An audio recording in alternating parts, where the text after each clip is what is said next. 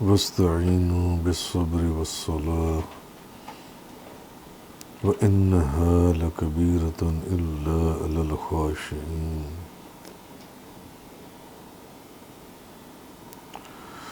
الذين يظنون أنهم ملاقو ربهم وأنهم إليه راجعون واستعینوا بالصبر والصلاة. یہاں تک ہم نے اس آیت کی تفسیر پڑھی تھی، اور صبر اور نماز کے ذریعے سے مدد حاصل کرو. وَإِنَّهَا لَكَبِيرَةٌ إِلَّا عَلَى الْخَاشِعِينَ. بے شک نماز ضرور دشوار ہے سوا ان لوگوں کے جو اللہ کی طرف جھکنے والے ہیں. خاشعین،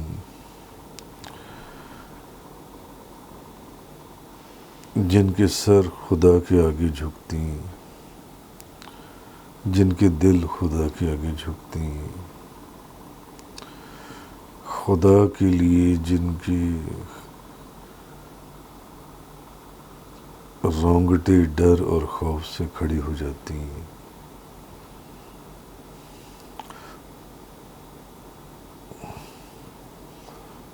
ان لوگوں کو چھوڑ کر جو باقی لوگ ہیں ان کے لیے نماز ضرور دشوار ہے.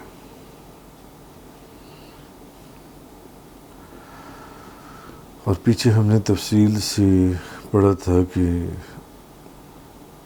نماز اور صبر سے مدد حاصل کرنا. آج اسی آیت کا باقی حصہ وَإِنَّهَا لَكَبِيرَةٌ إِلَّا عَلَى الْخَاشِعِينَ. اور بے شک نماز ضرور دشوار ہے سوا ان لوگوں کے جو اللہ کے لیے خشوع کرنے والے ہیں. اب خشوع کا معنی کیا ہے؟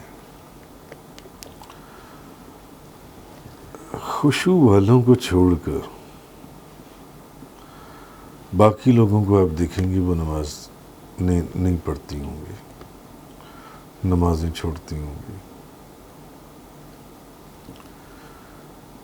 علامہ قرطبی لکھتے ہیں کہ نفس کی وہ حالت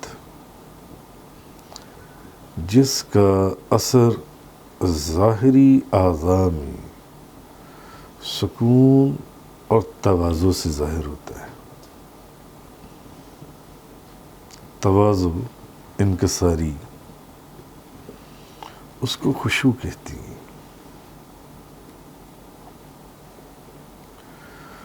قتادہ نے کہا کہ دل میں خوف اور نماز میں نظر نیچی رکھنے کو خشوع کہتے ہیں.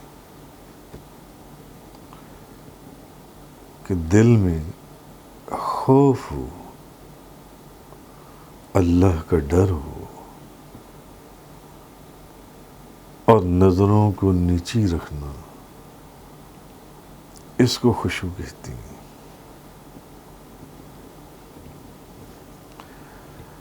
مختلف علماء نے، مفسرین نے اس کی مختلف تعریفیں کی کہ خشوع کیا چیز ہے. کسی نے کہا کہ جس پر ذلت کے آثار دکھائی دیں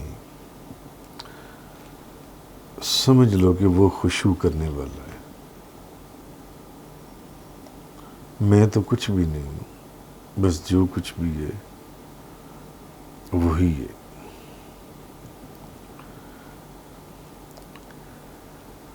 ابراہیم نخعی نے کہا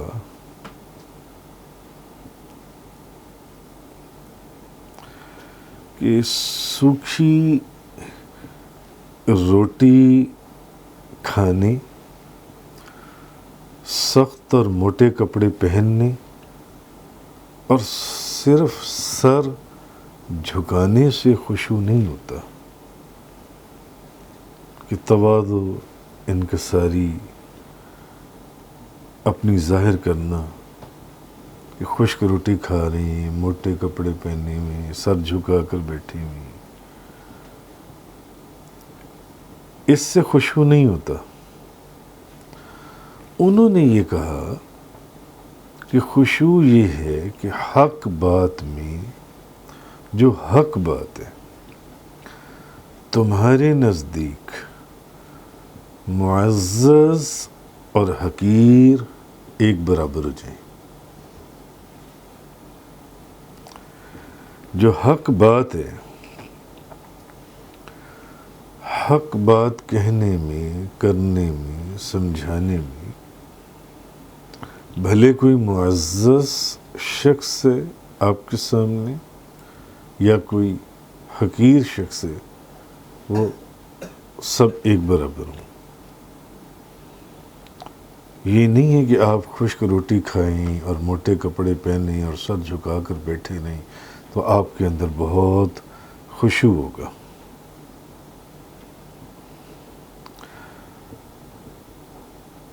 مگر ہر کسی نے اپنی اپنی اس کے معنی بیان کیے ہیں۔ مگر کسی نے جیسے کہا کہ دل میں خوف اور نماز میں نظر نیچی رکھنے کو خشوع کہا جائے گا۔ زجاج نے کہا جس پر ذلت کے آثار دکھائی دیں وہ خشوع کرنے والا ہے۔ ذلت کے آثار دکھائی دیں، عاجزی، انکساری، اس کا نام بھی خشوع ہے۔ اور ابراہیم نخعی نے کہا کہ سوکھی روٹی کھانے یا سخت اور موٹے کپڑے پہن لینے اور سر جھکانے سے صرف خشوع نہیں حاصل ہوتا، بلکہ خشوع یہ ہے کہ جب آپ حق بات کہنے کے اوپر آئیں تو پھر کوئی معزز ہو یا حقیر، حق بات کہنے میں ایک برابر ہو آپ کے سامنے۔ اور اللہ تعالیٰ نے جو چیز بھی تم پر فرض کی ہے اس کی اطاعت میں جھک جاؤ۔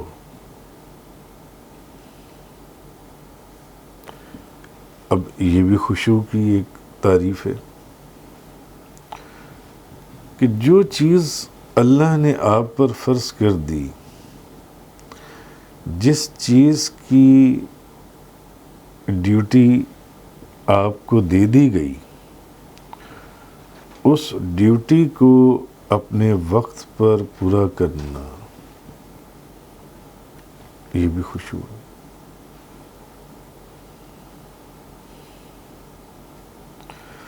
اس کی اطاعت کے اندر، اللہ کی اطاعت کے اندر اپنے آپ کو جھکا دینا، یہ بھی خشوع ہے۔ حضرت عمر فاروق نے ایک شخص کو سر جھکائے دیکھا، وہ سر جھکا کے بیٹھا ہوا تھا، تو فرمایا سر اٹھاؤ۔ خشوع صرف تمہارے دل میں ہے، خشوع صرف تمہارے دل میں۔ اب اس کی کئی طرح سے انٹرپریٹیشن ہو سکتی ہے کہ تم جو بھی خدا کی اطاعت کرتے ہو اپنے دل سے کرتے ہو، یا مجبوری میں کرتے ہو، یا دکھاوے کے لیے کرتے ہو۔ یہ کیا سر جھکا کر بیٹھی ہوئی ہو جیسے میں بہت خشوع کی حالت میں ہوں؟ یا اس کی یہ بھی انٹرپریٹیشن ہو سکتی ہے کہ خشوع تمہارے دل میں ہے، خدا کا ڈر، خوف تمہارے دل میں ہے، اس کی اطاعت کی محبت تمہارے دل میں ہے۔ تو حضرت عمر فاروق نے کہا کہ سر اٹھاؤ، خشوع تمہارے دل میں ہے۔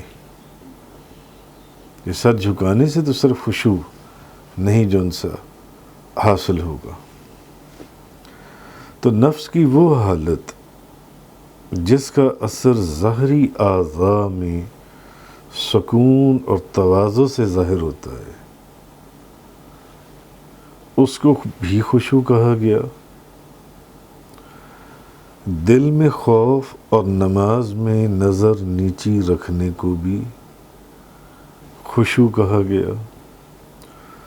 جس پر ذلت کے آثار ظاہر ہوں اس کو بھی خشوع کہا گیا۔ عاجزی، انکساری، میں کچھ نہیں، میں حقیر، میں فقیر، جو کچھ بھی، بس۔ اور حق بات کہنے کے اندر بڑا اور چھوٹا، حقیر اور معزز آپ کے نزدیک برابر ہو جائیں، اس کو بھی خشوع کہا گیا۔ نہ کہ سوکھی روٹی کھانے اور سخت اور موٹے کپڑے پہننے اور سر جھکانے کا نام خشوع ہے۔ اپنی اپنی تعریف علماء نے، مفسرین نے، بزرگوں نے بیان کی۔ اور اللہ تعالیٰ کی اطاعت میں جھک جانے کو بھی خشوع کہا گیا۔ اور حضرت عمر فاروق کے نزدیک انہوں نے فرمایا خشوع تو تمہارے دل میں ہے، تم کیا سر جھکائے بیٹھی ہو، سر اٹھاؤ۔ یعنی اللہ کی اطاعت کی محبت تمہارے دل میں، اللہ کا خوف تمہارے دل میں، اس کی فرما برداری کا احساس تمہارے دل میں۔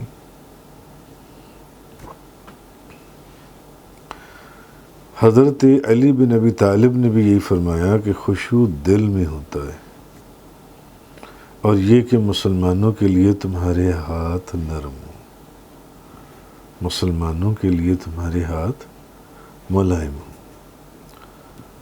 اور نماز میں ادھر ادھر التفات نہ کرو۔ جس نے اپنے دل سے زیادہ خشوع کو ظاہر کیا، اب ایسے بھی لوگ ہوتے ہوں گے،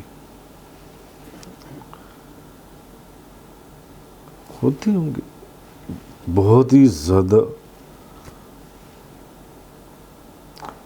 کہ ایسی نماز آپ ان کی پڑھتے ہوئے دیکھیں گے کہ جناب ان سے زیادہ تو خشوع اور خضوع کسی کے اندر نہیں ہوگا۔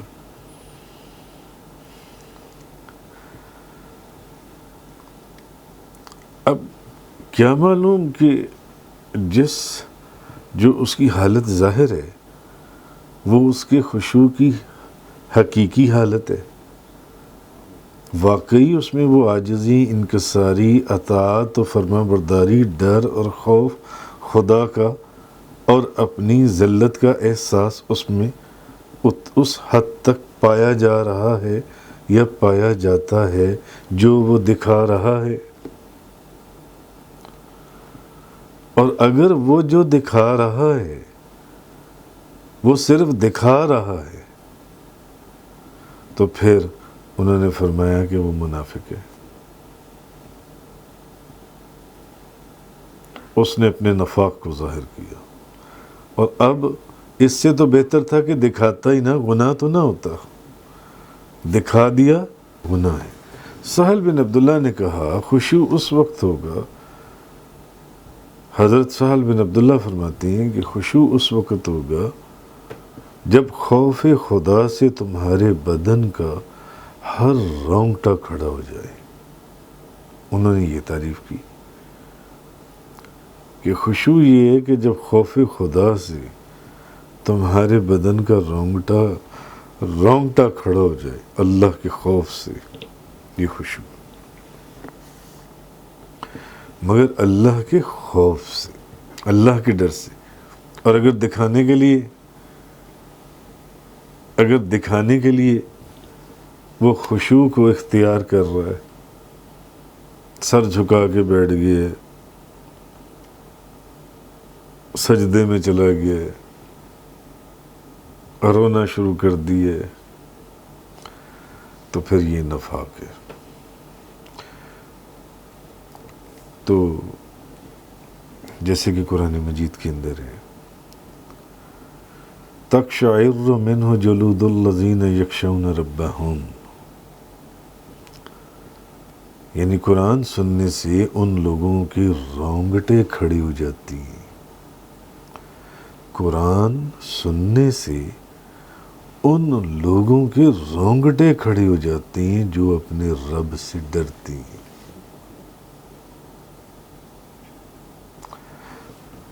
اللہ نے اپنے سے ڈرنے والوں کی مثال جو دی،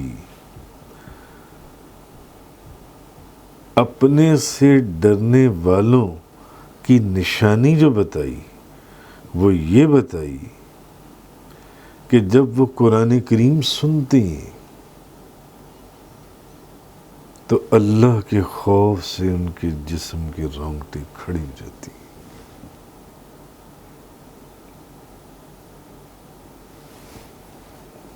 کیوں؟ ایمان کی شمع روشن ہے،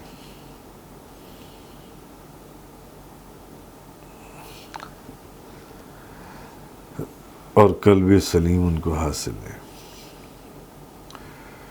سلف صالحین، پہلے بزرگ اپنے خشوع کے اثرات کو چھپانے کی کوشش کرتے تھے، اور ایسا خشوع محمود ہے، اور خشوع مسموم یہ ہے کہ جیسے جاہل لوگ صرف دکھانے کے لیے روتے ہیں، ان کے دل کی کیفیت وہ نہیں ہوتی، ان کے دل کی حالت وہ نہیں ہوتی، صرف دکھانے کے لیے روئیں گے، ہم اللہ سے ڈر اور خوف کے سر جھکا کر، تاکہ لوگ ان کو نیک سمجھیں، بزرگ سمجھیں کہ یہ حضرت بہت بڑے بزرگ ہیں، دیکھو خدا کا ذکر ہو رہا ہے اور یہ تو رو رہی ہیں، یہ رو رہی ہیں، مگر وہ دکھانے کے لیے روتی ہیں۔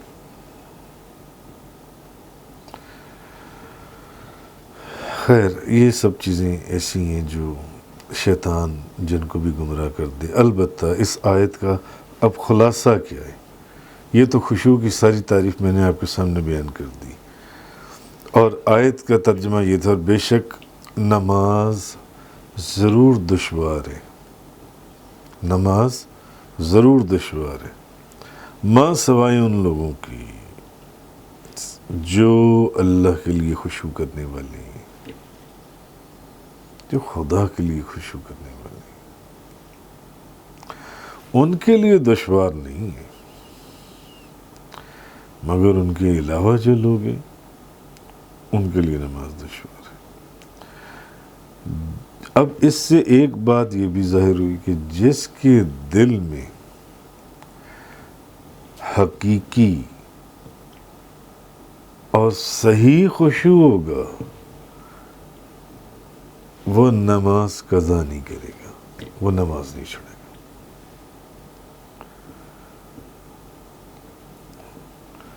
اور جس کے وجود میں دکھاوے کا خشوع ہوگا، اس پر نماز بھاری ہوگی، وہ نماز پڑھتا ہوا آپ کو دکھائی نہیں دے گا، اور نہ وہ نماز پڑھے گا، اور اگر پڑھے گا تو مجبوری میں پڑھے گا، صرف دکھانے کو پڑھے گا کہ میں کیا کروں، اگر میں نماز نہ پڑھوں تو یہ 10 لوگ مجھے دیکھ رہے ہیں، یہ کہیں گے کہ میں نماز نہیں پڑھ رہا، اس لیے نماز پڑھ لو۔ تو جس کے دل میں سچا اور حقیقی اور صحیح خشوع ہوگا، وہ نماز نہیں چھوڑے گا، وہ نماز نہیں چھوڑے گا۔ تو آیت کا خلاصہ اب یہ ہے کہ مشرکین اور جو لوگ فسق و فجور میں ڈوبے ہوئے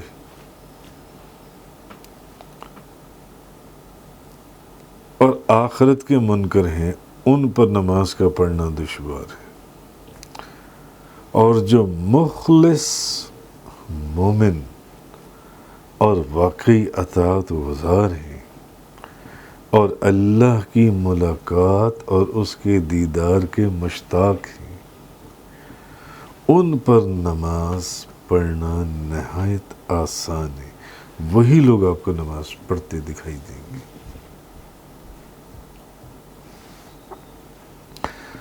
اب یہ جو ایک اصول بیان کیا گیا، اس کے اوپر ہر انسان کم و بیش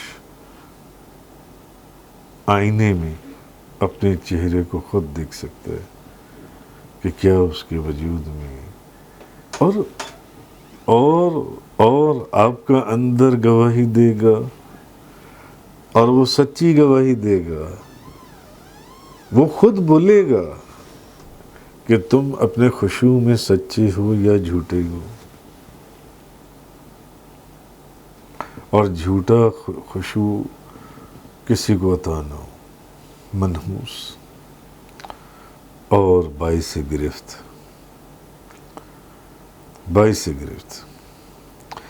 اور جس کا خشوع سچا ہوگا وہ خود اپنا موازنہ کرے گا کہ میں نے آج 5 نمازیں تھیں، میں نے 5 نمازیں پڑھی ہیں۔ اس کا اندر گواہی دے گا کہ نہیں، خشوع ہے۔